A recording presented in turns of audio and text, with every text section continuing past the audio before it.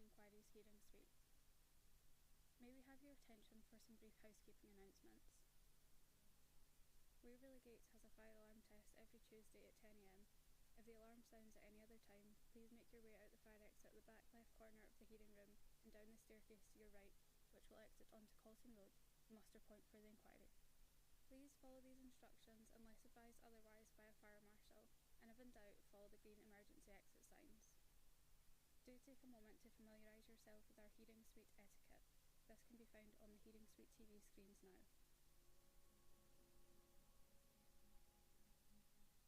There is a cafe on the ground floor selling hot drinks and snacks, but we kindly request that you only consume water in the hearing suite. You can help yourself to water in glasses, which you can find in the kitchen next to our reception desk. Inquiry staff are wearing orange lanyards. Please approach them if you require assistance. Please ensure that your phones, laptops and any electronic devices are on silent mode.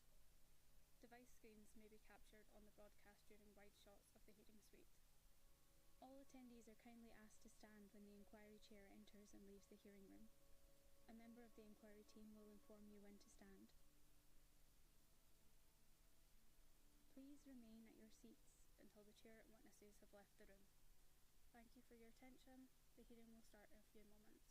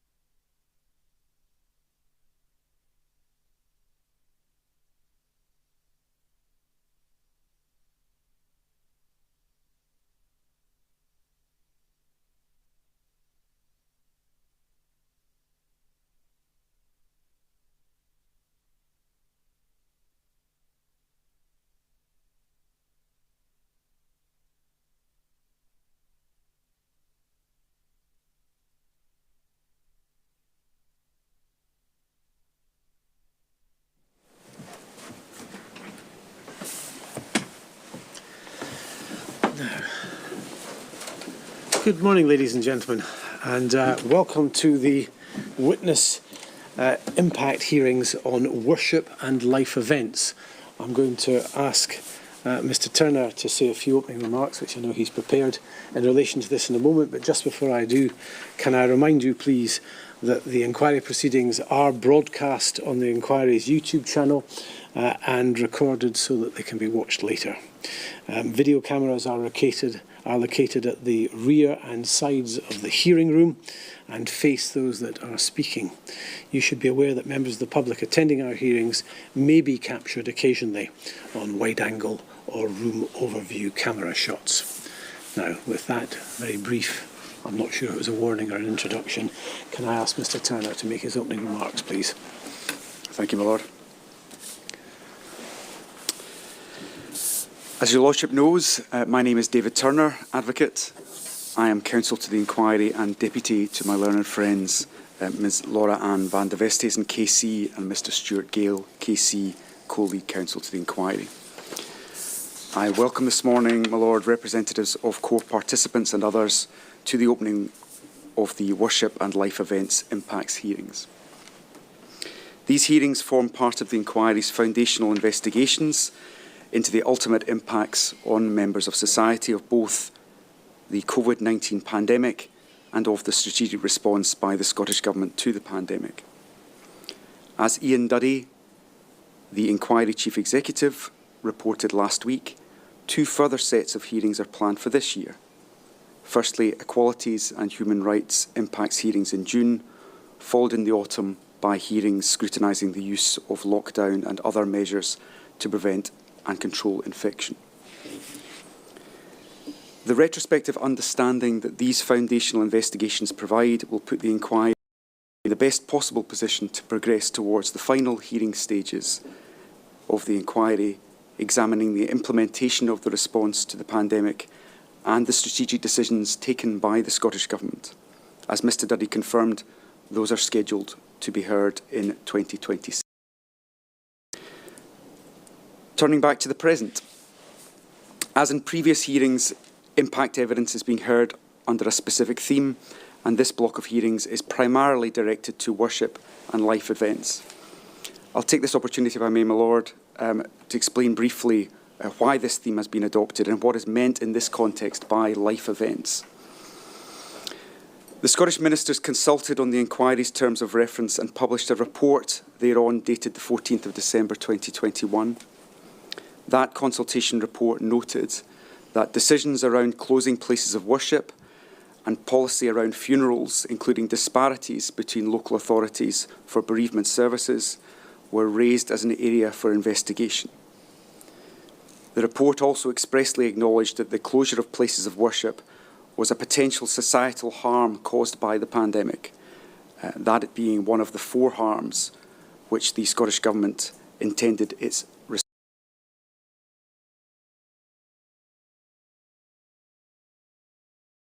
support and rights are clearly matters potentially affecting a great many people across the country. Your Lordship therefore determined to hold hearings into the impacts on worship. The other part of the theme is, of course, life events. Let's Be Heard, the inquiry's public participation project, 2023, so its preliminary findings on the 30th of November 2023. Those are available on the inquiry's website. Let's Be Heard reported that one of the most common impacts mentioned by respondents were the limits imposed upon the number of people allowed to attend funerals and other life celebrations. They also noted many respondents referenced the impact lockdown had on being able to take part in significant life and cultural events. And although some respondents expressed that they understood why lockdown rules were in place and their importance, others had in this context identified that the rules were inhumane, disgraceful, heartbreaking and unacceptable. In the last census in Scotland, having no religion. This being the case, many important life events that previously had religious elements now take place in a secular manner. Whether involving religious or not, such life events were plainly impacted by the pandemic and of wide concern to the public. Your Lordship has therefore determined that the impact on these types of life events, with or without spiritual elements, will therefore be considered in these hearings. It is therefore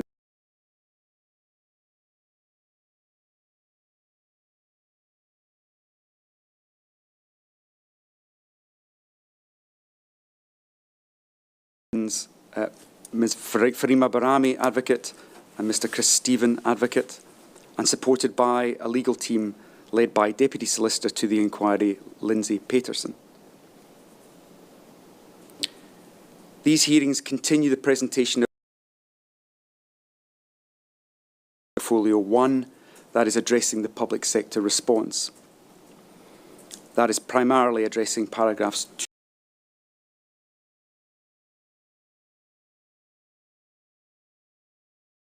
Portfolio 1 took place on the 22nd of January 2025, wherein Mr. Gale discussed a number of procedural matters relating to these hearings. As in previous substantive hearings, I do not intend to repeat those remarks in full, which remain available on the hearings page of the inquiry's website and its YouTube channel. But if I could take a few matters short. These hearings are not intended to hear every piece of evidence that the inquiry has gathered on the present theme. The inquiry has adopted a range of approaches to gather evidence, including obtaining statements and reports, recovering documents, roundtable discussions, and of course, its Let's Be Heard public participation project.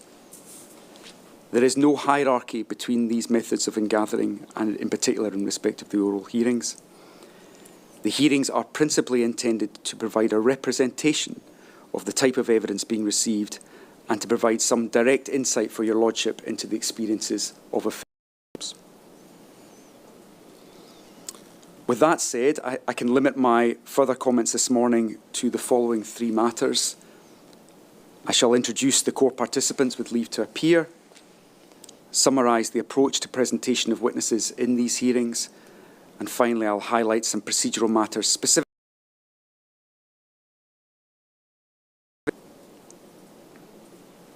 If I can first then introduce the core participants with leave to appear. Applications for leave to appear for the Worship and Life Events hearings were invited between the 3rd and 31st of January 2025.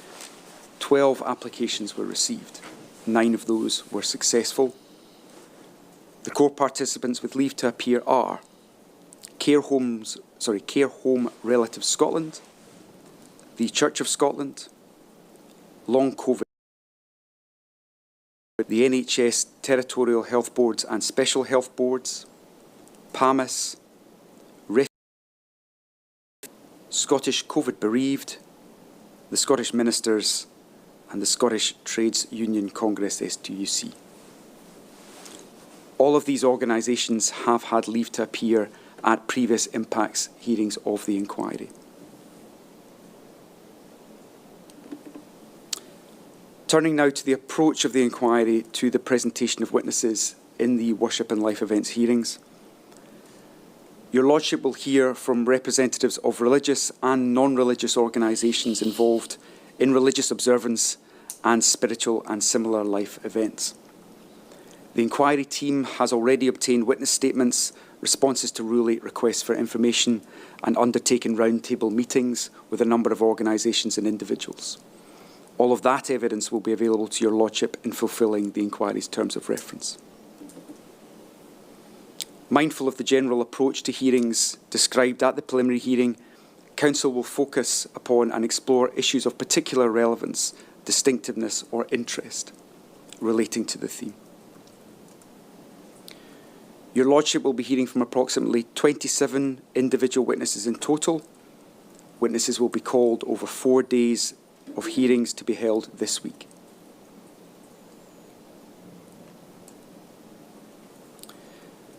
Notwithstanding the desire to explore issues of particular relevance, distinctiveness or interest, the selection of witnesses for these hearings have been sought to provide representation for a significant proportion of the population. To that end, the majority of witnesses have been called as representatives of organisations or faith groups, offering the inquiry the benefit of the collective experiences of those individual staff and other members. Where organisations have been asked to provide representatives as witnesses, the inquiry has generally permitted them to nominate the person or persons that they feel best able to communicate the impacts experienced in their area. One consequence of this is that witnesses will appear in combinations of both individuals and as panels. As ever, appearance, whether as an individual or as part of a panel, does not reflect the view of the inquiry as to the relative importance or relevance of any particular witness's evidence.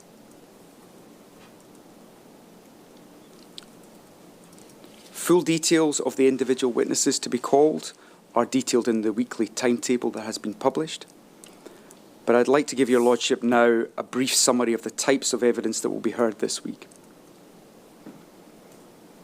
Religious and non-religious groups provide the cornerstones to major life celebrations in this country and commemorations and community. In the course of today, your Lordship will hear from 3 panels comprising a mixture of representatives of major religious and non-religious groups. They will discuss the impacts of the pandemic on, firstly, weddings and celebratory life events, secondly, funerals and death rituals, and finally, the closure of religious buildings, pastoral care, and the impact on community.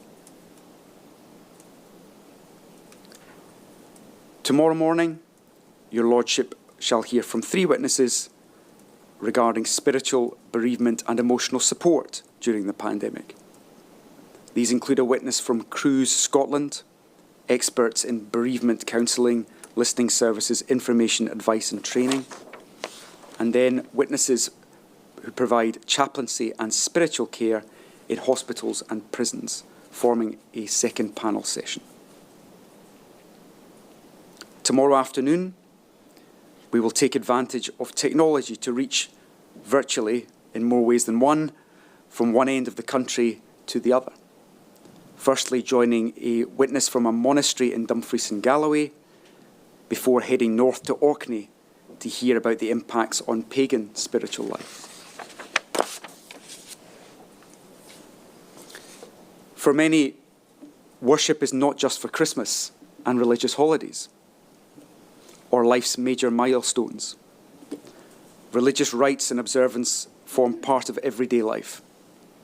On Thursday, your Lordship will hear from 2 panels comprising a cross-section of Scotland's religious groups, discussing the impacts of the pandemic on these rituals and the communities affected.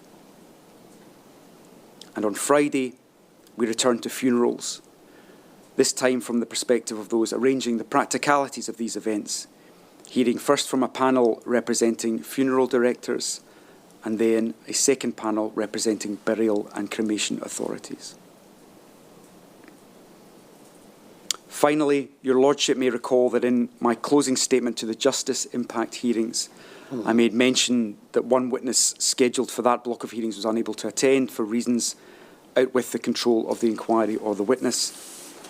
It had been agreed that time would be afforded for that witness to give evidence during this week. Our final witness this week, and indeed of the Justice Impact hearings, will therefore be the Chief Executive of the Scottish Legal Aid Board, SLAB. SLAB administers legal aid funding as well as offering direct legal services through the Public Defence Solicitor's Office, the PDSO, and the Civil Legal Assistance Office, the CLAO. Its Chief Executive will speak to both sides of SLAB's offerings.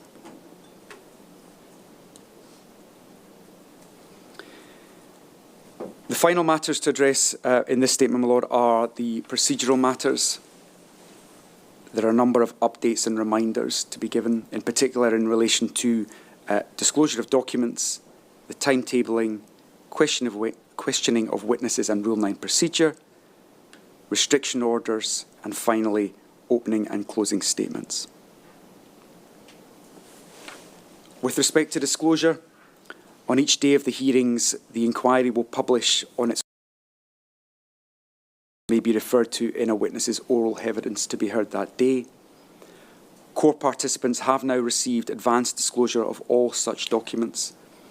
A minor amendment is being made to one of the statements for a session on Friday, and that will be made available to court participants as soon as possible.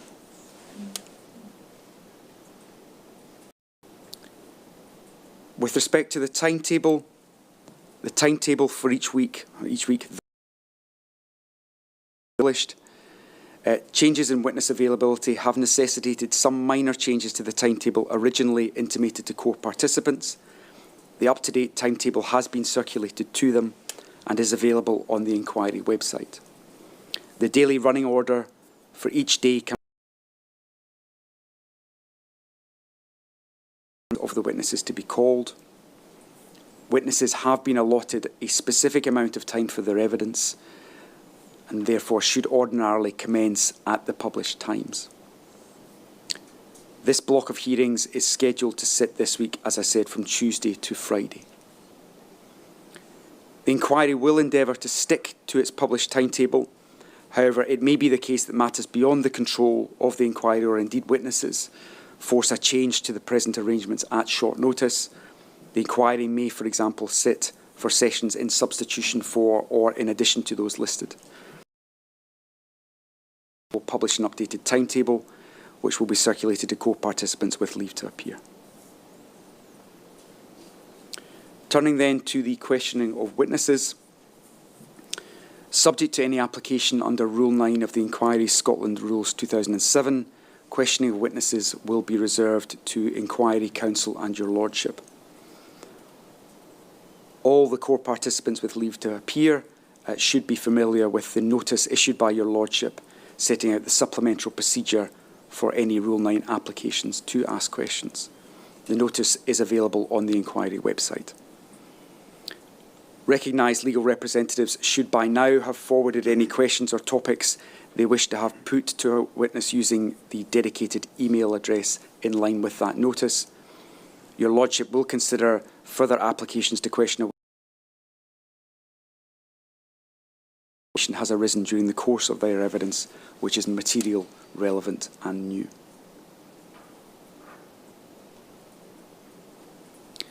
With respect to restrictions on disclosure of information, the Inquiry's General Restriction Order prohibits disclosure or publication of witness statements, documents prior to publication by the Inquiry itself. The current version of the GRO is version 3, in force from January 2025 and remains available on the Inquiry website. There are presently no further restriction orders pertaining specifically to the worship and life events hearings or in relation to any of the witnesses to be called at these hearings. And the final matter I wish to address this morning was the opening and closing statements. In terms of your Lordship's direction of the 20th of December 2024, court participants are not being invited to make opening statements in these hearings. Your Lordship has not made any direction in relation to closing statements relative to these hearings to date. However, I understand that it is your Lordship's intention for closing writing at a specified date. Any such direction will be notified to court participants with leave to appear in due course. My Lord, that concludes the matters which I wish to address this morning, unless I can assist your Lordship further. No, thank you very much indeed, Mr Turner. I'm very grateful for that. We're due to take the first witness at 10:45, so we'll now take a break of just shy of half an hour and be back for 10:45. Thank you very much indeed.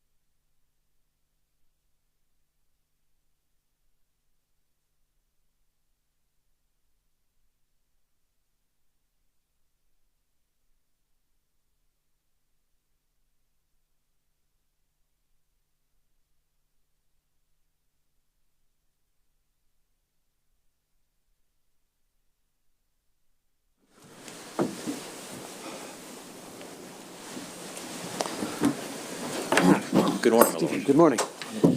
My Lord, this morning the first panel we have is comprised of 4 people. Those people are Mr Fraser Sutherland of the Humanist Society Scotland, the Reverend Donald MacDonald of the Free Church of Scotland, Ephraim Borowski of the Jewish Council of Scotland, and Bishop Brian McGee of the Bishops' Conference of Scotland, representing the Catholic Church. Good morning, gentlemen.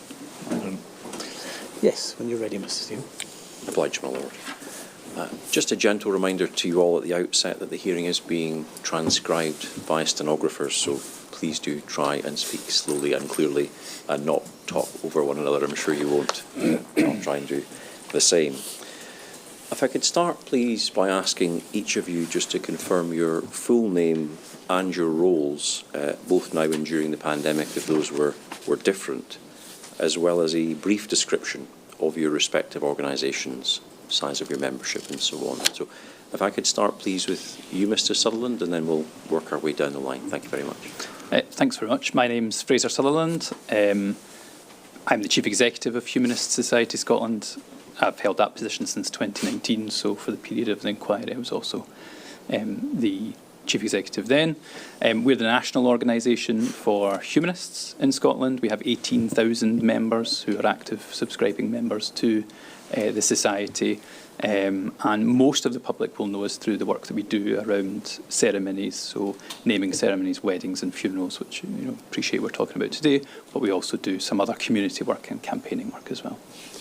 And before I move on, how many celebrants did the Society have during We the pandemic? have, and at the same time, around 145. It fluctuates, give or take 10, but during the pandemic, around 140 to 150 celebrants. And their status would be as self-employed? They're self-employed, so they're registered with us. We do the training and the oversight, and they get, in terms of weddings, they get the authorisation to carry out weddings through us as a what's called prescribed body in Scottish marriage law. But they, in terms of their certain aspects of how they run their own practice, they are self-employed individuals rather than employees of the organisation. Yeah. Thank you. And I think, as you say in your statement, humanism is a non-religious belief. And then perhaps in contrast with some of your older colleagues on the panel, your organisation doesn't hold regular church-style services, for example, or own places of worship? No, we don't have any of our own places. We would use community facilities, for example, for meetings of humanists that we would regularly have in some local areas. But in terms of ceremonies, it would very much be in other venues. So for funerals, it's either obviously by gravesides, in crematoria or at funeral directors' premises. For weddings, most commonly in hotels, for example, or wedding venues, but also sometimes in people's homes or in their gardens or in the outdoors. But we don't have, places of worship or something similar in the way that obviously my colleagues will maybe talk about. Thank you. And as you say in your statement, I think humanism operates in a different way from perhaps religions, in the sense there's no top-down orthodoxy, I think is the way that you put it. Yeah, we don't have we have a set of common values, and something that we call the Declaration of Modern Humanism, or sometimes called the Amsterdam Declaration, which is an agreement from humanists around the world of what it means to be a humanist. It's quite loose in some of the definitions. We don't have a text, we don't have a leader and things like that. So there is a lot of, perhaps different views within humanism, even though it has some commonality within it. But we don't have like you say, an orthodoxy. Thank you. If I could come to Mr MacDonald next, please. Thank you. Okay, I'm the Reverend Donald MacDonald. I'm the Free Church Minister in Portree in the Isle of Skye.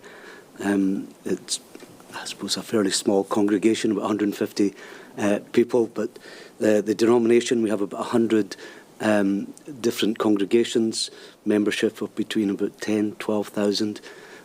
During the pandemic, I was also the moderator of the denomination from 19 to 20, and then reappointed for 20 to 21, and also at that time served on the denomination's COVID committee. And those congregations would be all over Scotland? Absolutely, yes. Thank you. If I could come to Mr Borowski next, please. Thank you. I'm Ephraim Borowski. I'm the director of what was, until very recently, the Scottish Council of Jewish Communities, and is now reformed as the Jewish Council of Scotland. A distinction without a difference. I've been in that post since we set the that post or others within the organisation since we set it up at the time of devolution, because we felt the need to have a single voice dealing with the new Scottish Government, the political reality. And its main function, from my perspective, is still as a democratic representative body for the entire Jewish community of Scotland. We are a lay organisation. We are not a faith body. If questions come our way that require an answer from the different religious denominations within the community, then we pass them on and pass the answers back. It's not for us to speak on behalf of the individual denominations. Thank you. Bishop McGee. Okay. My name is Brian McGee. I'm the Catholic Bishop of Argyll in the Isles. So I'm based in Oban. I cover the west coast and all over the Western Islands of Scotland, apart from Cumbria. And I've been Bishop there for 9 years, and during COVID I was a leader of the Catholic group set up with the Bishops' Conference for the pastoral care of clergy and of the lay faithful. Thank you. And would you be able to give a rough indication of the membership, the size of your organisation? About 780,000 people. Thank you very much. Now, each of you has already provided a written witness statement to this inquiry, and those written statements have been disclosed to court participants in advance of these hearings. For the inquiry's record, the references for each of those statements is as follows. For Mr Sutherland, that is SCI-WT 0682-5001. For the Reverend MacDonald, it's SCI-WT 0769-5001. For Mr Borowski, it's SCI-WT 0313-5001. And for Bishop McGee, it's SCI-WT 0317-5001. Now, we have limited time today, but everything in those written statements will be taken into account by the inquiry, even if we don't touch on every aspect in those in oral evidence today. Now, as was said earlier this morning, the theme of this set of hearings is the impact of COVID on worship and life events, and the focus of this particular panel this morning is on weddings and other celebratory life events. Later panels will cover later themes, and that's what the focus will be this morning. Time permitting, my aim today will be to cover those issues. In respect of weddings, I wish to look at the initial period of lockdown when weddings were not permitted to take place, and any impacts arising from that, both for your congregations, members of the public, and indeed any financial impacts that arose for your organisations. I then want to move on to postponement and cancellation of weddings, then the period in which weddings could take place but were subject to restrictions. I'd like to explore what those restrictions were and how those perhaps changed over time and the frequency of those changes. The issue of compliance with those restrictions in attending weddings during that time, and also the Scottish Government's Faith and Belief Group, which a number of you mentioned in your written statements. I'd also like to explore the feedback that was given to that group during that time. In respect of other celebratory life events, again, I'd like to explore the impact resulting from the halting of those and for what period that halting occurred, the impact of those restrictions when these life events could take place and the changes and adaptations which needed to be made to those, the impact of restrictions upon the observance of religious holidays, such as Passover, Easter, Christmas, and so on, and then the impact of restrictions upon more regular or routine religious observance, briefly. And then finally, I'll hopefully have some time to give you each an opportunity for any particular points that we haven't covered or any particular lessons learned that you'd like to pass on. So, with that route in mind, I'd like to start, please, then, with weddings and that initial period of lockdown which began in 2020. Now, as a number of you comment in your witness statements, the early days of the pandemic and during that lockdown, weddings were essentially stopped, I think, completely, barring some limited exceptions. So I'd like to begin then by asking you about the impact of that halt in those wedding ceremonies and the impact that had upon your members, your congregations, the public, including any financial impact and indeed financial support that was available for your members. If I could start, please, with you, Mr. Sutherland, and then again we'll work our way down the line. Thank you. Yeah, I mean, I think we have quite a, people have planned their wedding quite far in advance when they've come to us and booked their ceremony. Certainly pre-pandemic, what was kind of the average lead-in was maybe around 18 months that they would book their celebrant ahead of their ceremony. Since the pandemic, that has actually shifted, and people are planning their weddings with much shorter notice, or certainly booking their celebrant, I should say, with a much shorter time frame between the booking and the ceremony happening. But that time, that gives you a kind of time frame. So obviously, therefore, when the restrictions were first brought in, there was a huge number of people who were kind of in that queue, if you like, who already had a planned and a booking. And so the news of the restrictions and that obviously weddings couldn't proceed then resulted obviously in us receiving a lot of correspondence from people, what can I do? I'll need to postpone my wedding. What does that look like? And obviously for us, we didn't know any at the time. You didn't know how long was these restrictions going to last for the inquiries we were getting. I think there was a lot of concern amongst, we spoke before about celebrants who are self-employed, and for, some of them, they are paid for their work as a celebrant in delivering meaningful ceremonies, whether that be funerals or weddings. And so obviously they are only paid while they are providing those services. And so with weddings not happening, that would be a significant, and it was a significant impact on a number of celebrants who obviously weren't able to provide those services during that period. Obviously, as the pandemic moves on, it's loosened and ceremonies start to happen in a shorter period. What I would say is, now viewing across the whole pandemic, most of the people who had booked with us did stay with us, and they rearranged their date for later after restrictions were lifted. Some doing ceremonies in a much smaller scale, but some waiting until maybe a few years later. In fact, I would go as far as to say we were still having ceremonies last year which were postponed because of pandemic restrictions and pushed back, just sometimes because of personal circumstances of the people involved, or they wanted a particular venue and they didn't have dates suitable for what the couple wanted, for example. So there was lots of impacts, certainly, both from the celebrant side, but also from the couple's side, and being able to carry out what their plans had been. And on the celebrant side, you mentioned the financial impact.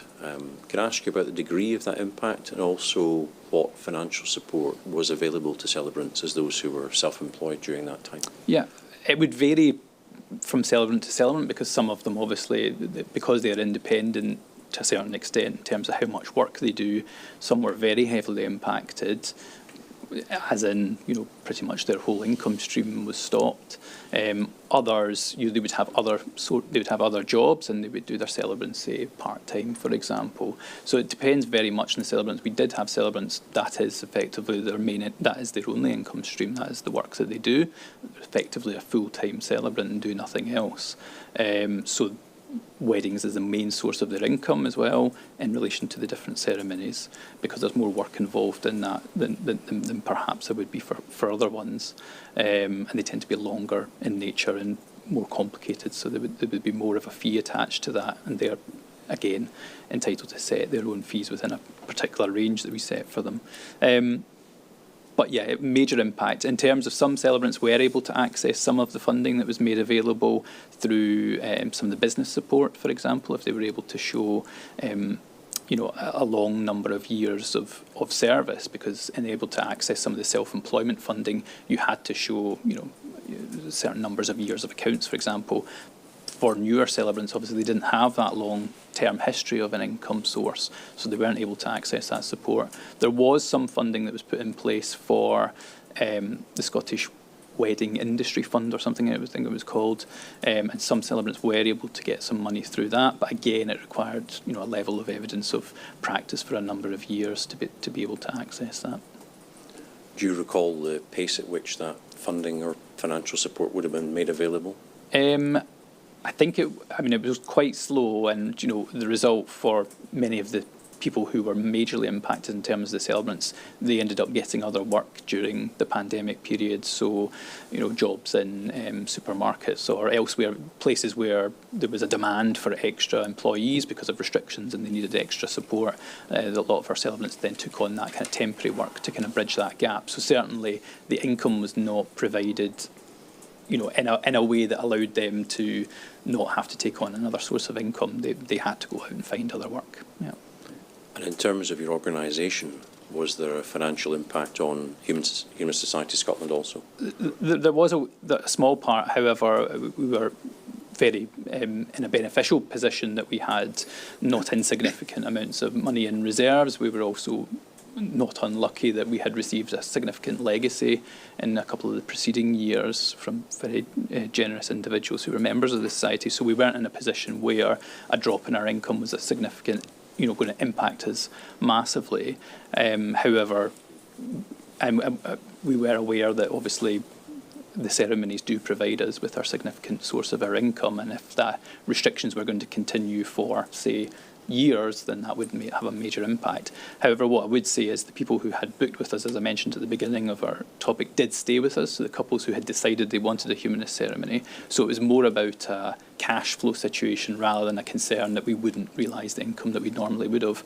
And if you take a look at our accounts, you can see that there was then a significant increase in the income that we received in later years as we had more ceremonies, for example, in 2022, where there was a lot more ceremonies than we would normally do. Thank you. If we could come to Mr. MacDonald next, please. Thank you. Certainly. On Skye, we tend to get a number of elopement weddings, several every year, and obviously they came to an end at the moment lockdown was announced. Fortunately, locally, I didn't have any weddings scheduled for that initial part of lockdown, but certainly a number of my colleagues did, and as was said, obviously all these arrangements that had been in place sometimes for a year, 18 months, just suddenly had to be cancelled, and then others obviously delayed the planning of their weddings for later on, and not knowing how long these restrictions were going to be in place. Myself and what was then the principal of our seminary, we did schedule a meeting with a couple of government representatives to try and argue for the permission of having weddings when it was completely, because we felt that it wasn't just the cancelling of hotels and whatever else, but certainly within our tradition, it's a number of folk moving in together is not an option before marriage, and there was things like mortgages that had been taken on, leases that had been arranged for flats where couples were going to move in after their marriage, and it was affecting these kind of situations. So we were kind of appealing for there to be some arrangement to allow marriages to go ahead. Yes, and I saw in your statement you mentioned that point about cohabitation prior to marriage. Can I ask if you know what those couples would do in that situation if their wedding had been postponed, halted for that period of time? Other arrangements would be found, whether it be living with parents or whatever. Yeah. And overall, how would you summarise the impact on your own congregation then at that time with weddings being? For my own congregation, not huge. No, not at the. I said we're a small congregation. Wider picture, people were severely impacted. But for my congregation, no, it wasn't significant at that time. Does that perhaps reflect the age profile of your congregation? No, we've got a real mixture of ages. Despite my look, we're a fairly young congregation. Young to me. Thank you. Thank you. Mr. Borowski? Yes, thank you. The short answer is I don't know. To explain that, as I say, we're a secular organisation. If somebody wants to be married in a synagogue, they'll deal with the synagogue. So resident Scots, let's put it that way, who wish to be married in Scotland could simply go to a registrar registry office, if they wish to have a religious ceremony, they can do that without benefit of clergy. If, however, they want to go down the normal path, so to speak, the point at which the civil law and religious law come together is that the Marriage Act recognises a list of faiths which are listed in the SSI, such that the recognised clergy of those faiths are in effect registrars in civil law. The point at which we become involved is if somebody wants to be married, and this happens typically, obviously, if somebody wants to marry somebody from another jurisdiction, including the one just to the south of us, wants to be married by the rabbi of the partner's community, then the NRS, the Registrar General, will want to ascertain that the person has been nominated is bona fide. But they don't want to get involved in the political small p intricacies of the Jewish community. So the agreement we have is that they ask us, and we then ask the head office, in inverted commas, of whichever denomination it is that might be involved in this. Less frequently, we have people with no apparent connection with Scotland who want to come from Timbuktu and get married at the top of Ben Nevis, where again, the registrar will come to us and say, do you know who this proposed officiant is? And that can become quite complicated because we'll then have to find out which denomination they are purporting to be attached to and then go and ask the UK head office whether they've ever heard of this person from Patagonia. So that's the role that we play in this. So it's only really in those cases that we would even be aware that a marriage was taking place, and we wouldn't be aware a fortiori if it wasn't taking place because COVID had got in the way. The other thing to say is, as I said, a marriage in Judaism is a contract between the parties. The witnesses are the witnesses. You don't need a rabbi to conduct a ceremony. I was going to say I could do it, but you never know what you would then ask me to do. But the result of that is, again, that it minimises the information I might have, and it also minimises the effect of COVID, because it's perfectly possible that somebody might have actually gone ahead and had a private ceremony in a public park, attended by whatever number of people were allowed to attend at the time in a public park. I don't know whether these things happen. I'm just making the point that in theory, hypothetically, there are so many different possible scenarios that it's difficult to answer the question. So that's the slightly longer answer that I summarised as I don't know. Thank you. Bishop McGee? Okay. Well, I think first of all, the couples understood, appreciated that we're just beginning this pandemic, and they understood, disappointed, of course, because many of them had their names in the book, as it were, for 2 years. That's not unusual. We're 6 months at least. People just accepted that at the start. And I suppose one of our advantages is that many of the people who get married in our churches are members or live within the parish geographically. So it was easy for the couple and the priest to keep in contact and have that kind of personal chat about things. But the reality was, of course, that the priest was none the wiser of how long this would last or anything. So it was, everyone agreed, well, we'll just kind of keep in touch and come back whenever we're able to perform the marriage. The other thing is that in the Catholic Church we don't charge fees for weddings. So couples often, but not always often, give a donation to the parish or to the priest. But so that would have affected in some ways his income, although we do acknowledge we live differently from others. You know, we're not married, we don't have families, so it'd be easier for us. Thank you.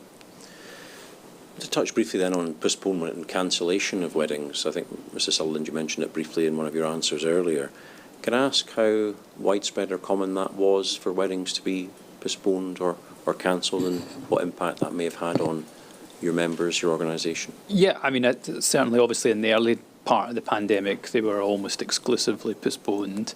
We had a lot of occasions, we had a lot of couples who, let's say, were quite hopeful that, you know, the restrictions would end fairly soon, so they were rebooking dates, say, 6 months on, and of course 6 months came on and the restrictions were still very much in place, even if there was some allowances in some instances, but they couldn't have the wedding perhaps that they wished to have, say in a hotel with 150 guests. Not going to happen. So then they were re-postponing another 6 months. So we had a number of couples who effectively changed their booking numerous times, so that, you know, resulted in a lot of work for. We have quite a small staff team that handles, obviously, the booking system and dealing with that. We would do that centrally rather than on a celebrant by celebrant basis. It would also mean, as rescheduling, we would quite often have to find other celebrants to provide that ceremony, because, as you appreciate, if we have all these ceremonies rebooking, then some celebrants who are particularly popular, for example, would end up with 2 or 3 bookings wanting the same date, and so you have to find someone else to provide it. I'm very pleased that during the period once the restrictions lifted, we were able to offer, you know, everybody who came to us, we were able to find someone to provide the wedding ceremony. Might not always have been their first choice, and one of the things that we, you know, very much promote in terms of a kind of humanist ethos is that the couples choose their celebrant rather than we just provide them with someone. You know, it's very much that we provide the couples with a method of they can see all the different celebrants in their area or even further afield, and they make someone that they choose someone who they feel that they identify with in some way. That's a very big part of the ethos and what we offer as a service, as different maybe to a registrar, whereas I mean, I got married in a registrar wedding. You don't know who's going to marry you until the day. So the offer that we very much make is as a personal relationship between the celebrant and the couple. So I suppose for some couples there'd be a disappointment that they weren't able to get who they wanted. Not many, I would say. There were some cancellations, and that was, you know, some people decided that some people just decided they didn't want to get married. Some people's relationships ended during the pandemic, and so therefore didn't want to proceed with a marriage. We did also see a significant increase in small weddings once they started to be allowed. Actually, there was quite a common theme of people who were quite relieved that they didn't have to have the big wedding of 150 people. They were actually quite pleased that they had that kind of license that they could just have a wedding of 5 people, so the couple, the 2 witnesses and the celebrant. I think for a lot of couples, and it's true even now, feel pressure from family and friends that they've got to have this big ceremony, and under the restrictions of COVID, it actually gave a lot of people license to have a much smaller ceremony that actually is what they wanted and not what other people wanted. And unfortunately, maybe in some ways we've gone back to the expectations that other people put on them, and obviously we're very much trying to encourage people to do what they want and not what others want. But ultimately, family relationships are such that, you know, they have to go with what the expectations sometimes are. Given the postponements during that period and some cancellations, I think you mentioned, did you have examples of celebrants who would leave their role altogether? And we didn't have many. We had some people who were already kind of, I suppose, winding down, so they were maybe of an age they were looking to retire, and this was the kind of, you know, the restrictions and all the levels of, you know, the rules that came in. I know we'll come to that later about what you could and couldn't do during a ceremony. It was enough for people to say, oh, I was already doing a few ceremonies a year. It's making it difficult enough that I'll just decide to end. We didn't have, I think there was only one celebrant who kind of was busier, who decided to kind of give up celebrancy during that period, but it didn't really. People kept their registration, and then once restrictions started to be lifted, came back to doing weddings and funerals later on. Yeah. Mr. MacDonald, again on postponement and cancellation, was that something that you experienced? Echo much of what Fraser has said. Obviously, to begin with, everything was cancelled. There was no option. So any weddings that were planned for that time, things were cancelled. Certainly for colleagues I've spoken to, said most weddings thereafter were very much scaled down again. There was no option in that. It was the celebrant, the bride, the groom and the two witnesses. I think most people scaled down rather than cancel.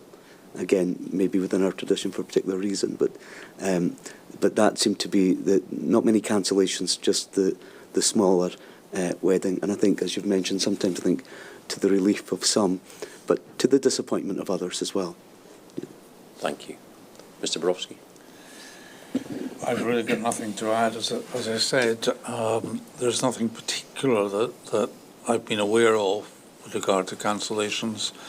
I think partly, I should probably say, due to the demographic profile of the Jewish community, funerals, sadly, which you'll be coming on to, are probably rather more common occurrences than weddings. Thank you. Bishop McKee. Okay. Certainly, I think the majority, it was postponed rather than cancelled. Some did cancel, but that was a minority. There were also some who had planned weddings that maybe abroad and then kind of reorganised for their home parish or our local parish. So there was also, I feel like, new weddings then because of that. So it was a mixture of them all, but mainly people been postponing. Although, I think you're going to ask about the rules later on. Is it? Okay, so maybe mention about that then later. Before we do, though, can I just ask, was it also your experience, I think Mr. Sutherland and Mr. MacDonald mentioned this, that some couples were relieved about the fact that their wedding might perhaps have to be a smaller affair than originally had been planned?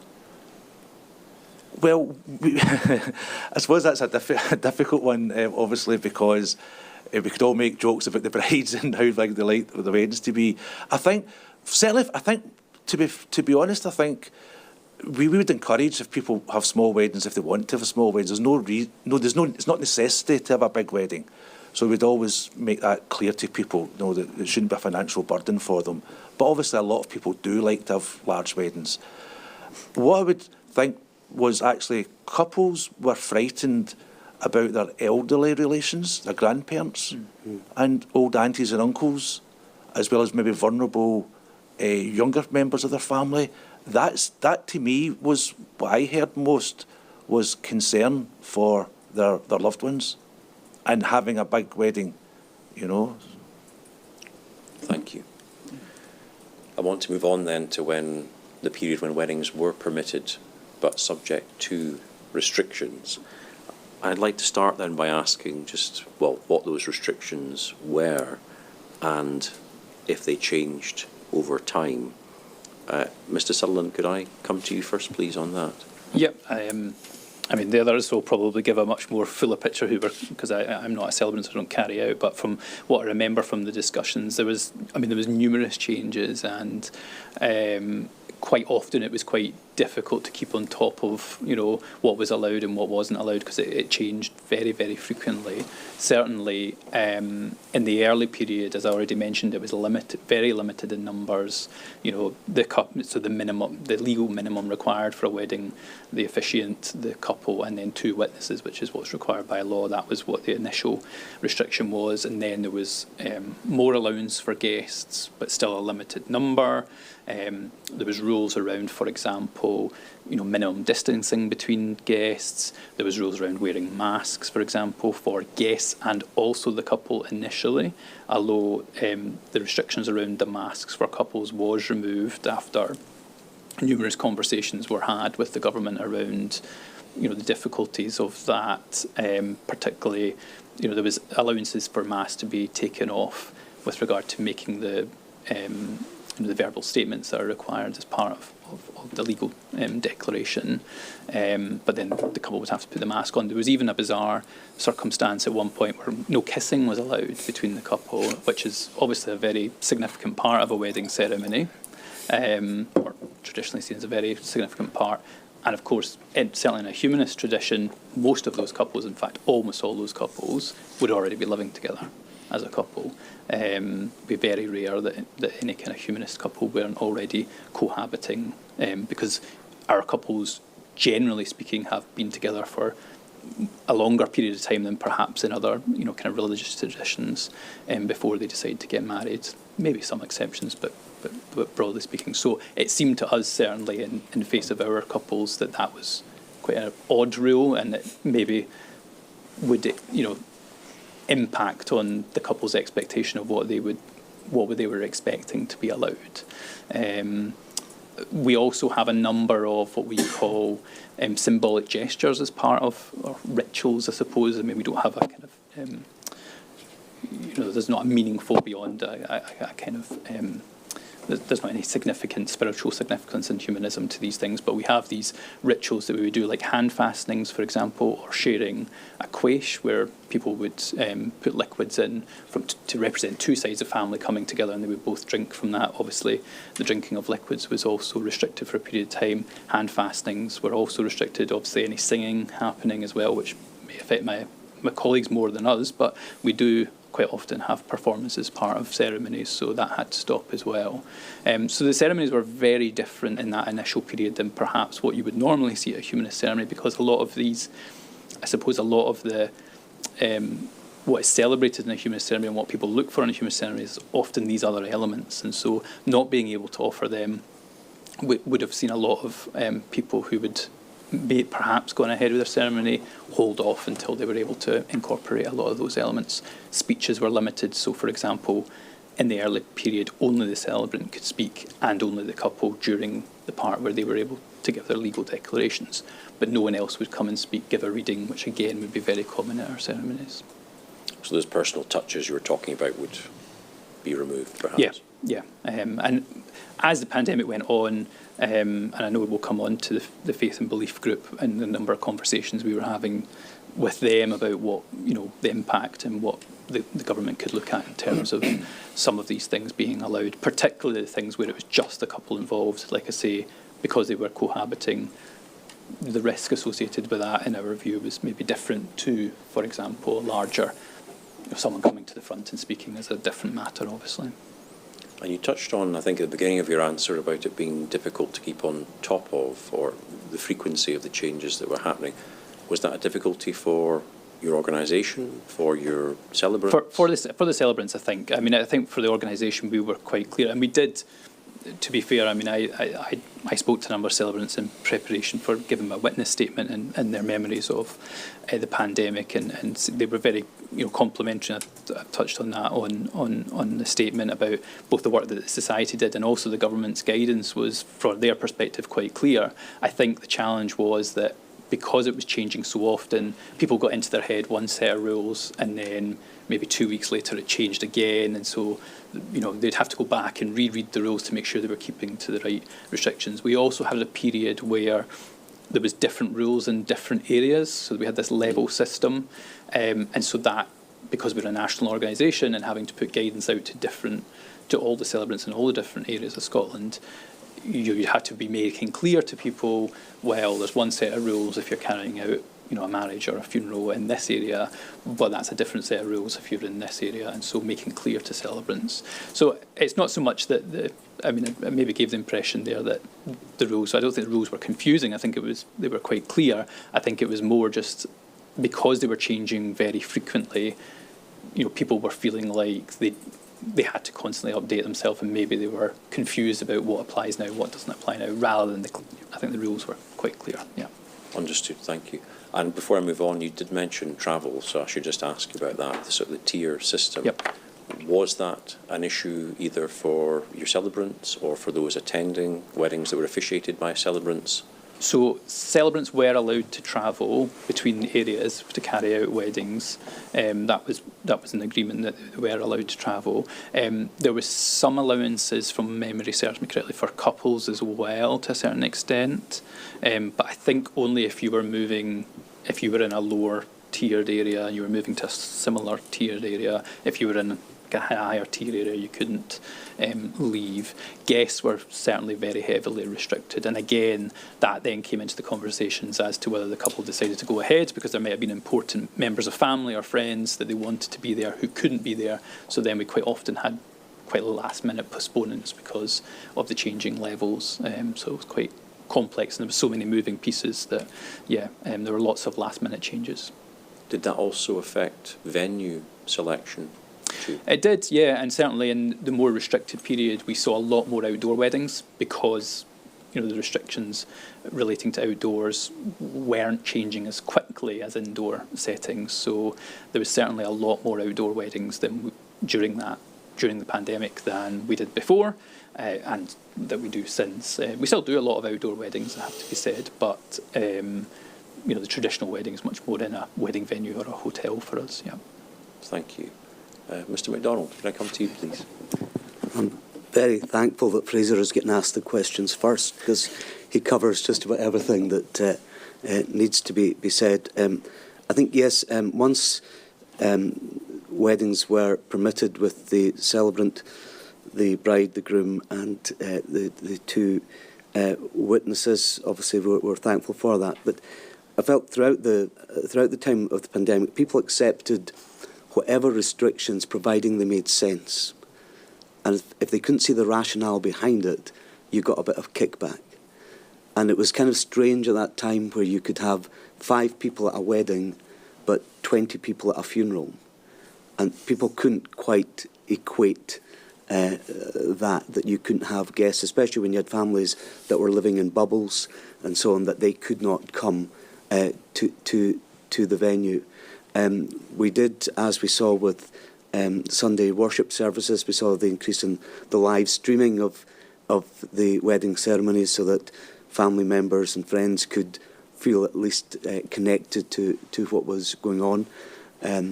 I think on occasions, suddenly, the bride's brother became the AV operator in the building, things like that. Ways around it, but as I said, it just didn't make sense sometimes, the level of restriction around weddings when other things were permitted, or even to have outside weddings. I know that funerals were conducted outside, but even to have the permission to conduct your weddings outside with a similar number of people would have been, I think, welcomed. So is your point one of consistency then? Yes. Yeah. Thank you. Sense. And sense. And sense, yeah. Yeah. Thank you. Mr. Borowski? I have some fellow feeling as well, particularly with Fraser, because, as I said before, technically, very little is actually involved in a Jewish wedding. It's a contractual arrangement between the parties. Have to be witnesses and so on. But then there's custom and practice, which is very different. And particularly if an Orthodox wedding is going to take place, we might talk later about prayer services in general, but that will be part of the ceremony, will be, generally speaking, the afternoon service. So you need the quorum, the standard quorum of 10 men in the Orthodox tradition, and if the maximum number allowed to attend is 10, you try telling the bride's mother she can't come. So those were the kinds of things that needed to be juggled. Now, as I say, the numbers are tiny, but I do recall conversation about how you could pare the number of actual participants down as much as possible, and I think we got it to 13. Now, whether that was hypothetical or whether it was an actual case, I simply can't remember. And as I said before, there's no barrier to holding the event outside, which might have helped. And in fact, many people actually prefer to hold the wedding in the open air, although in Scotland that happens perhaps rather less than in other parts of the world.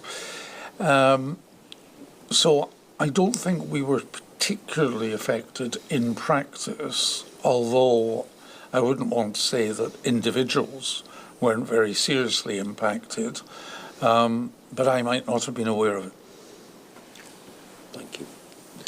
Bishop McGee. I think initially couples understood and accepted that weddings couldn't take place, and when the rules began to be relaxed or changed, because say relaxed because sometimes they went up and down, they were glad, but also it did bring stress to the couple and to the wider family, and also to the priest as well, because for example, we knew exactly in the church what our rules and regulations were, and so say for example a wedding has been celebrated in a church in a particular local authority, but the reception is 10 miles down the road in another local authority, then the rules can completely change, and they could change any stage.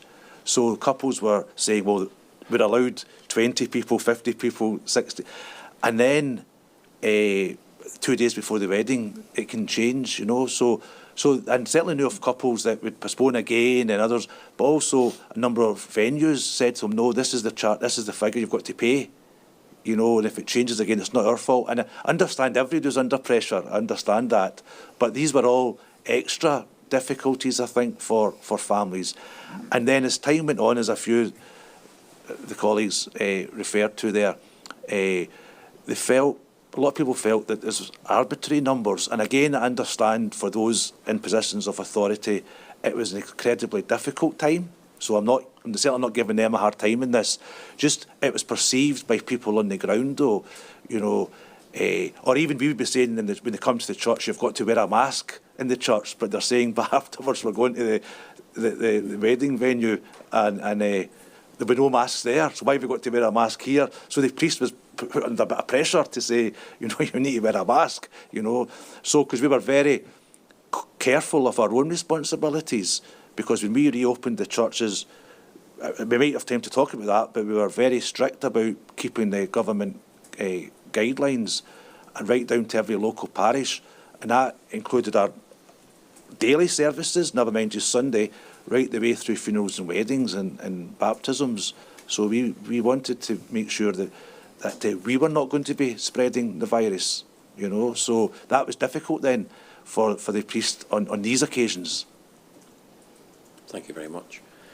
Conscious of time, so I want to move on, as I said I would, to the Scottish Government's Faith and Belief Group, which a number of you mentioned in your witness statements.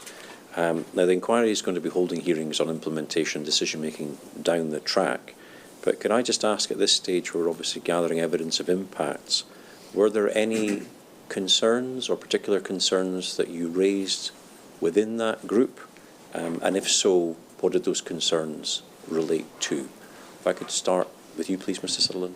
Yeah, I mean, it was, you know, first off, it was a very helpful forum to have where, you know, we had this relationship with the government where we were able to raise questions around guidance. So sometimes the guidance wasn't always clear. So we were able to say, you know, the line says, I don't know, something about no touching, where we raised the question about hand fasting. So you get a lot of, you had the ability there to go back and talk to decision or representatives of the decision makers to say this needs clarified in relation to our tradition. And certainly in the calls I were on, there was other religious groups who were raising questions in relation to, you know, their practices. Would that be allowed? Would that not be allowed? So that was a very useful forum to be able to go and do that. I think they were very receptive, and the meetings happened on a fairly regular basis, certainly in the early days on a weekly basis. Sometimes there was meetings more than once a week if there were significant changes to the restrictions and they were wanting to involve us. There was, you know, different attendees who would come to that meeting. There was a kind of core group of civil servants, but then there was individuals from kind of the more healthcare side of the Scottish Government decision making who came in, and sometimes ministers as well. So I think the group worked well in connecting faith and belief bodies to the government decision makers and allowing there to be that question forum where some of the guidance we weren't sure about, or some groups certainly. I mean, Ephraim's already mentioned about numbers that were allowed to attend and how that might impact on some communities, because there's an expectation that people of a congregation would attend. So there was lots of conversations of that kind happening, and from my perspective anyway, I felt like the government didn't always make the decisions that maybe people sought, but they certainly were listening to those representations. And there was always I always felt there was a good explanation as to why the restrictions were in place and the importance of protecting public health, and that's why some of these restrictions were put in place. And that was certainly not lost on, I think, many of the members on the call. We were very aware of that, and as Brian was saying, it weighed on us very heavily to make sure that during our ceremonies that we were keeping in line with the guidance, and we were very clear to our celebrants that there was an expectation from the society that they would absolutely keep to the letter of all the restrictions that were in place, and that there was a lot of pushback, as Brian says, particularly as the pandemic progressed on, from couples, but I have to say in terms of weddings, from wedding venues who were very keen to get as many people into the wedding venues as possible because of business reasons. They were obviously struggling financially, and so we had a lot of difficult situations where wedding couples were being told one thing by venues who quite frankly didn't want to keep to the rules, and we were saying to them, absolutely not. These are the rules that are in place. This is the maximum number of people. We will not proceed with the wedding ceremony if our celebrant turns up and there's 50 people there because the restrictions say 20 or whatever. There was a lot of pushback on mask wearing, as Brian mentioned, particularly later on in the pandemic. We had situations where celebrants would turn up and be told by the couple, everyone in this room is exempt. Clearly not true. What do you do in that situation? Do you just walk away and say this wedding cannot proceed? Do you take people at their word? So there was a lot of that kind of pushback, particularly later on in the pandemic. I think one of the struggles, and as Donnie mentioned, they were viewing other situations that were happening in the public sphere and questioning, why is my funeral or my wedding restricted when I can see people going to a football match? Or I can see the government promoting people going to restaurants and getting 2-for-1 offers. And here is a big life event for me as my wedding, and I'm so restricted in being able to hold that in the way that I'd want to, yet the restaurant at the end of my street is full of people on a Friday night. So that's where the challenges came for us as organisations, because we were trying to say, well, look, it's about protecting public health, and you're always having to defend the decisions of government for other things to happen, and us saying, well, look, it's not up to us what's happening in other parts of public life. We're taking our responsibilities in terms of ceremonies and public events that the faith and belief bodies are holding as an important part of protecting public health. Yeah. Thank you. Mr. MacDonald. I probably have nothing to add to the question, because you're asking about involvement with the faith and belief group. The Free Church of Scotland was not really regularly involved or consulted by the faith and belief group at all, although, as I said, we did make contact over the matter of marriage and one or two other things, but we weren't regularly involved, so I think my colleagues have more to say on this. Thank you. Mr. Borowski. Yes, thanks. Like Fraser, I'd like to start by commending the Scottish Government for setting the group up. We don't know, obviously, what the initial intention was, whether it was really simply to use us as a channel for communication of the ever-changing regulations, and perhaps we were cynically seen as another route for getting information out to our membership. That's possible. I think that's overly cynical, because there are obviously issues for us that the others that we've been talking about for the last 3/4 of an hour, where it was useful to have a channel to us as the organisers of those events to make sure that we were complying with the regulations as they were at that particular instance. But then I think the group began to perform another purpose. First of all, as an opportunity, as Fraser says, for us to raise issues, to put questions back to the government about the legislation or the regulations or the guidance, and ask them to find authoritative answers and come back to us with them. But even more than that, as I said in my statement, the multilateral and bilateral connections that resulted from us simply being in a single group together. So that, I mean, I said earlier, we've all met, but we all had a rectangle around us. This is the first time we've actually been in an actual physical room together. But nonetheless, we feel we all know each other thanks to the existence of that group. And I'm in a position to contrast that with what happened amongst minority ethnic communities, which were not contacted through a similar kind of network. No one in the Scottish Government thought to set up a similar group for dealing with other types of minority communities.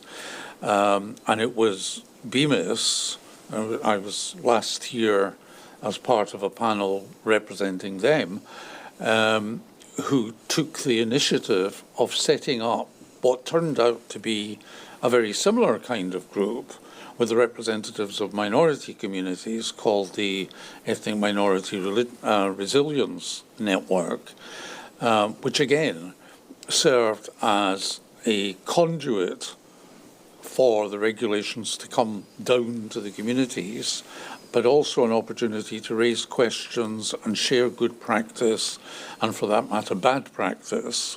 It's actually very important to talk about bad practice so that everybody else can avoid it. So it was the contrast between what happened with faith communities with what didn't happen with ethnic communities that was most striking for me. And I think the importance of the group that was set up for faith and belief is that it still meets.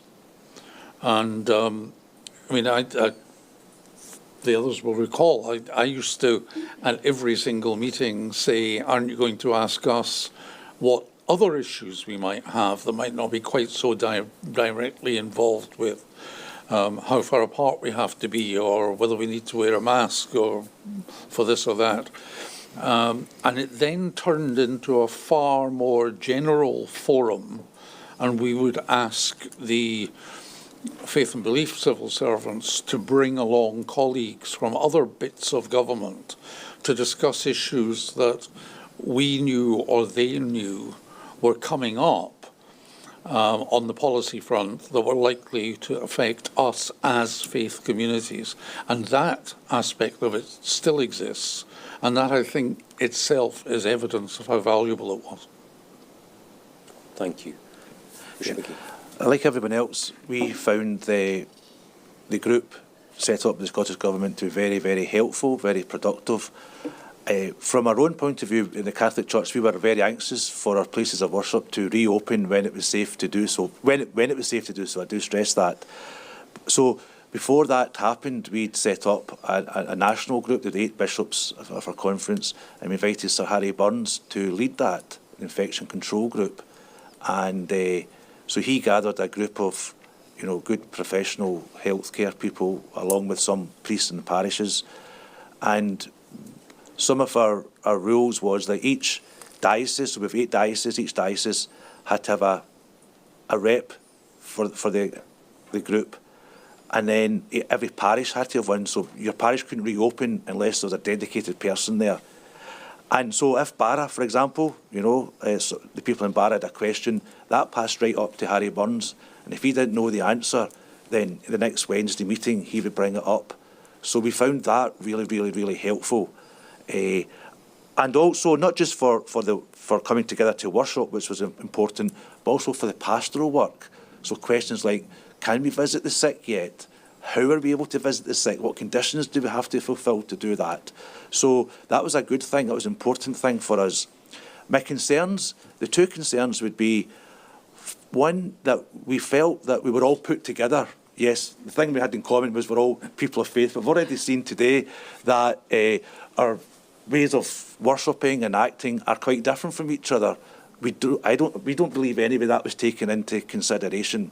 So we were taken as people of faith, but we've all got particular beliefs and ways of worshipping and conducting. So that could have been done a bit better, I think. My other concern was, despite all the dialogue, and it had been really good dialogue, positive dialogue, when it came to the second lockdown, when the places of worship were closed for the second time, there was absolutely no discussion whatsoever. We didn't know what was happening. And that was very, very disappointing. And whatever people felt about whether it was the right decision or not, we felt, but you could have asked us what we thought, or we could have worked this together. So that was very disappointing. Thank you. Conscious of time, so I want to move on now to the impact of the pandemic on other celebratory life events, such as baptisms, taking of communion, age ceremonies, coming of age ceremonies, and so on. Could I start then by asking the panel, I think I'll start with you, Mr. MacDonald, this time, if that's okay, just about the impact that the halting of those events had, and perhaps you could also, by way of context, just explain the significance of those events and what that impact meant to, for example, your congregation. Well, certainly the two main sacraments, if you like, within our tradition is that of baptism and the Lord's Supper, communion. And obviously, if you're not able to meet, you're not able to conduct either of these sacraments. They are things, though, that, although important, they're not absolutely essential to our faith. So I think people just accepted that the baptism of their children or of adults as they profess faith, that was something that could be postponed to another time. For the taking of the Lord's Supper, the practice of communion, obviously that was a major thing for us, even when we were able to meet together in limited numbers and under certain conditions. The practice of observing the Lord's Supper was not permitted. Even before lockdown, we had changed things. We could see what was happening. So we had ceased in the weeks before to observe the Lord's Supper because of the fear of spreading the virus. Again, different places have a different practice, but we had the practice of using what's called a common cup. So you have one cup with your ceremonial wine that is passed around everybody and shared. That obviously came to an end and has continued to be the case where now you use individual cups. But certainly the practice of baptism, Lord's Supper stopped, and the practice of communion has been, I think, changed forever, certainly within the Free Church of Scotland. I'm not sure if anyone has returned to using a common cup. Again, I think it's the practice now throughout our denomination to use the individual cups. But it is something that is very much, part of our faith and our belief that we remember Christ in that way. And obviously we went through probably about 18 months or so without being able to practice the Lord's Supper. So it was very significant. Thank you. Mr. Borowski. I suppose the life event, for want of a better expression, that was most affected, other than funerals, which we'll come to, was, as you mentioned earlier, bar mitzvah ceremonies. Now, that's not a party. It's not even a ceremony. It's simply your 13th birthday. But trying to persuade people of that can sometimes be a bit difficult when they're looking forward to a party. But in essence, I think that's what our position had to be. And the ceremony, the ceremonial first occasion when a bar mitzvah boy is called up in public to read from the Torah is something that takes place in the middle of the normally Shabbat morning service. If there is no Shabbat morning service, then that ain't going to happen. And that really is the position that we were in. And again, I can't say with any authority what then happened as a result of that, whether people postponed parties or cancelled them, in effect. What they did in private by way of having whatever the currently permitted maximum number of people round for a drink in the garden, a bit like number 10, was entirely up to them. But that's a private family matter and not a communal one, if you like. But the communal aspect of it obviously had to cease when communal activities were required to cease, for exactly the kinds of reasons that the others have already talked about. And that's constantly changing because the number of people permitted is changing. There might be different tiers, there might be different restrictions in different areas and so forth. So all of these things would impact on it. And this isn't like a wedding that's been planned for 18 months in advance. This is an event that's been planned for 13 years. So, as I say, the actual bar mitzvah in the technical sense is going to happen, but there might be no way of marking it. And I guess that there's a psychological fallout from that, although I can't say that I'm aware of any particular evidence for that, but I would imagine that on the boy, or for the matter bat mitzvah girl, themselves and their immediate family, there would be a psychological effect. Thank you. As a Catholic, we are a sacramental church. We have 7 sacraments, and for us, being personally present at that is very important. In fact, we did often have, throughout the COVID, a lot of parishes, I did it myself, would live stream Mass, and people could watch it in their home, together as a family. And that was good. It was positive. It gave people a connection with their faith, with others, but they weren't at Mass. You've got to be physically present to be at Mass. So that's the same for all the sacraments. So that was difficult and painful for a lot of people, especially when they were really frightened in times of uncertainty, whenever a connection they would have is coming together to worship was just stopped overnight. So that was very disconcerting for people. Now, the vast majority understood why, so we're not complaining about that. We're just simply saying this wasn't an impact, though. And so regarding like the other sacraments or the coming together occasions of life, again, that did have a negative impact because people would be used to coming together to celebrate. And even whenever we were allowed to, the rules, of course, restricted, understandably, the amount of people. But today, there's something positive, whether it's for a religious reason or not, to come together as a family. There's something good in that.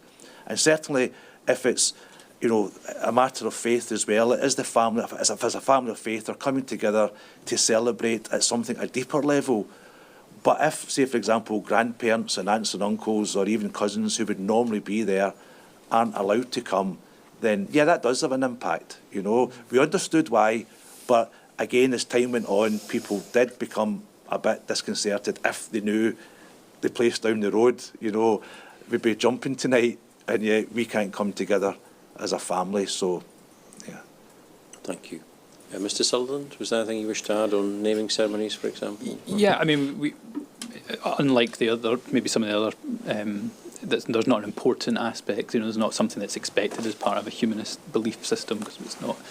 That wouldn't be how we would view it. So, but we do offer naming ceremonies, which I suppose is somewhat of an alternative to a christening or a baptism, or where a family is joined together, where there's 2 separate families of children and they want to mark some kind of coming together, or adoptions and stuff like that. There's a number of reasons why people might hold this kind of naming or welcoming ceremonies we talk about, but we just didn't provide them in the pandemic because it wasn't a necessary thing. It wasn't, in a way that a wedding is, to a certain extent, there's a legal aspect to that, and in a funeral, well, there's an event there that kind of has to be marked in some way because there's a finality there.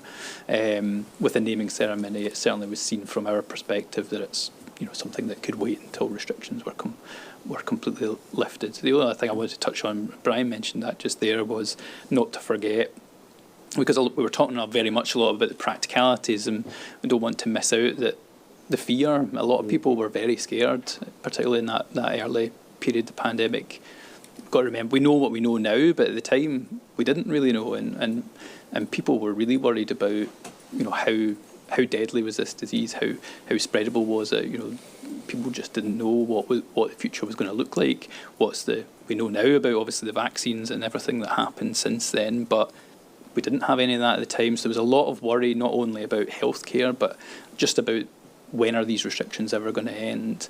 And that played a part in the couples that we're talking about in terms of weddings, but also for our celebrants as well.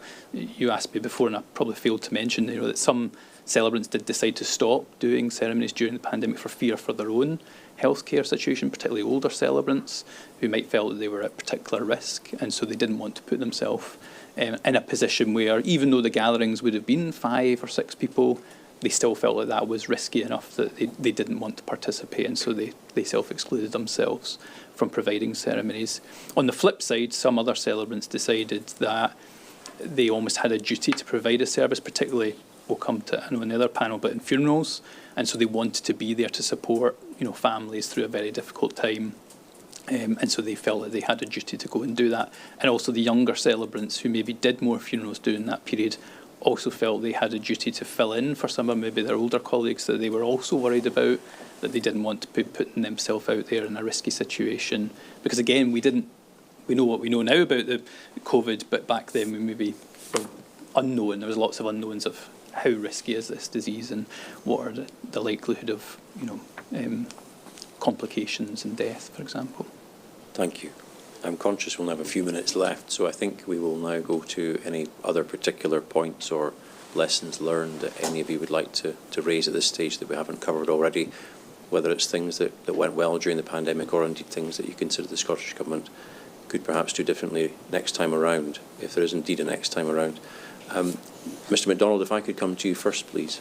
Yeah, it was an extreme situation that needed extreme measures to protect folks, so we understand that.